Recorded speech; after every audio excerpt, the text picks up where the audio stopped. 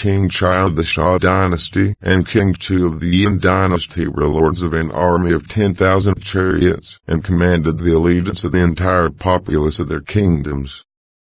But because they governed despotically and brought about the downfall of their dynasties, people speak of Chai and Chu as the epitome of evil men. Even a person of low station or a leper, if he is likened to Chai and Chu, will be enraged at the insult. If it had not been for the Lotus Sutra, then who would ever have heard of the 1,200 voice hearers and the countless other voice hearers who would attain Buddhahood through the sutra, and who would have listened to their voices? No one would have read the Buddhist sutras compiled by the 1,000 voice hearers, nor would there be any paintings or wooden statues of them set up and worshipped. It is entirely due to the power of the Lotus Sutra that these arhats are revered and followed. If these voice hearers were to separate themselves from the Lotus Sutra, they would be like a fish without water, a monkey without a tree, a baby without the breast, or a people without a sovereign. How then can they abandon the venery of the Lotus Sutra? Through the sutras that precede the Lotus Sutra, the voice hearers have acquired the heavenly eye and the wisdom eye in addition to their physical eyes. Through the Lotus Sutra, they have been provided with the Dharma eye and the Buddha eye. Their eyesight can penetrate any of the worlds in the 10 directions. How then could they fail to see me, the venery of the Lotus Sutra, right here in the Saha world? Even if I were an evil man who had said a word or two against them, or even if I cursed and reviled the voice hearers for a year or two, a kalpa or two, or 100, 1,000, 10,000, or 1,000,000 kalpas, and went so far as to threaten to take up swords and staves against them, so long as I maintained my faith in the Lotus Sutra and act as its venery, then they should never abandon me. A child may curse his parents, but would the parents for that reason cast him aside? The young owls eat the mother, but the mother nevertheless does not abandon them. The Heike beast kills his father, but the father does nothing to prevent this. If even animals behave like this, then why should great sages abandon the venery of the Lotus Sutra? The 4 great voice hearers, in the passage that expresses their understanding, proclaimed, "Now we have become voice hearers in truth, for we will take the voice of the Buddha away and cause it to be heard by all. Now we have become true arhats, for everywhere among the heavenly and human beings, devils, and Brahmas of the various worlds we deserve to receive offerings. The world-honored one in his great mercy makes use of a rare thing, and pity and compassion teaching and converting, bringing benefit to us. And numberless millions of kalpas who could ever repay him. Though we offer in our hands and feet, bow our heads in respectful obeisance, and present all manner of offerings, none of us could repay him. Though we lift him on the crown of our heads, bear him on our 2 shoulders, for kalpas numerous as Ganges sands reverence him with all our hearts. Though we come with delicate foods, with countless jeweled robes, with articles of bedding, various kinds of potions and medicines, with ox head sandalwood and all kinds of rare gems, construct memorial towers and spread the ground with jeweled robes. Though we were to do all this by way of offering for kalpas numerous as Ganges sands, still we could not repay him."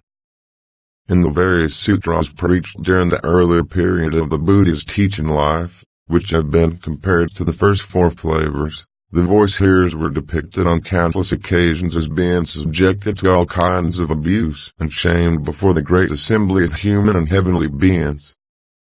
Thus we are told that the sound of the venerable Mahakashyap's weeping and wailing echoed throughout the major world system, that the venerable Subhuti was so dumbfounded that he almost went off and left the alms bowl he had been carrying, that Shariputra spat out the food he was eating, and that Purna was berated for being the kind who would put filth in a precious jar.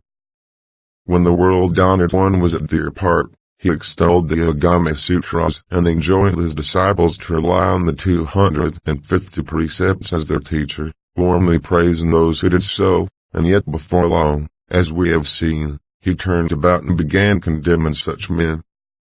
he is guilty, we would have to say, of making two different and completely contradictory pronouncements. Thus, for example, the world-honored one cursed Devadatta, saying, "You are a fool who licks the spit of others." Devadatta felt as though a poisoned arrow had been shot into his breast, and he cried out in anger, declaring, "Gautama is no Buddha. I am the eldest son of King Pranodana, the elder brother of the Venerable Ananda, and kin to Gautama. No matter what kind of evil conduct I might be guilty of, he ought to admonish me in private for it.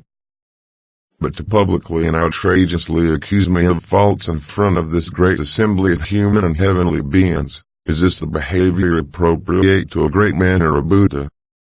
He showed himself to be my enemy in the past when he stole the woman I intended to marry, and he has shown himself my enemy at this gathering today. From this day forward, I will look upon him as my archenemy for lifetime after lifetime and age after age to come." When we stop to consider, we note that, of the great voice hearers, some were originally from non-Buddhist Brahmin families, or were leaders of various non-Buddhist orders who had converted kings to their teachings and were looked up to by their followers. Others were men of noble families or the possessors of great wealth. But they abandoned their exalted positions in life, lowered the banners of their pride, cast off everyday clothing, and wrapped their bodies in the humble, dingy-hued robes of a Buddhist monk. They threw away their white fly whisks, their bows and arrows, and took up a solitary alms bowl, becoming like paupers and beggars and following the world-honored one. They had no dwellings to protect them from the wind and rain, and very little in the way of food or clothing by which to sustain life.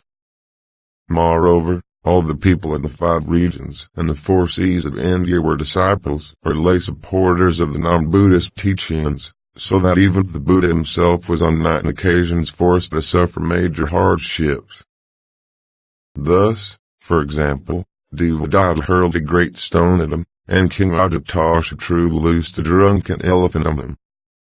Failing to receive alms from King Agnadatta, the Buddha was forced to eat horse fodder, and at a Brahmin city, he was offered stinking rice gruel. Again, Chincha, the daughter of a Brahmin, tying a bowl to her belly, claimed to be pregnant with his child. Needless to say, the Buddha's disciples were likewise forced to suffer frequent hardships. Thus, countless numbers of the Shakya clan were killed by King Viradaka, and 10 million of the Buddha's followers were trampled to death by drunken elephants that were set upon them. The Nunit Palavarna was killed by Devadatta, the Venerable Kalodan was buried in horse dung, and the Venerable Madhyayana was beaten to death by members of a Brahmin group named Bamboo Staff. In addition, followers of the 6 non-Buddhist teachers banded together and slandered the Buddha before King Ajatasattu and King Prasenajit, saying, "Gautama is the most evil man in the whole land of Jambudvipa. Wherever he may be, the 3 calamities and 7 disasters rampage without fail. As the numerous rivers gather together in the great sea and the groves of trees cluster on the great mountains, so crowds of evil men gather about Gautama. The men called Mahakashyapa, Shariputra, Madhyayana, and Subhuti are examples. All those who are born in human form should place loyalty to the sovereign and filial piety above all else. But these men have been so misled by Gautama that they disregard the lessons of their parents, abandon their families, and, defying the commandments of the king, go to live in the mountain forests. They should be expelled from this country. It is because they are allowed to remain that the sun, moon, and stars manifest sinister phenomena, and many strange happenings occur in the land.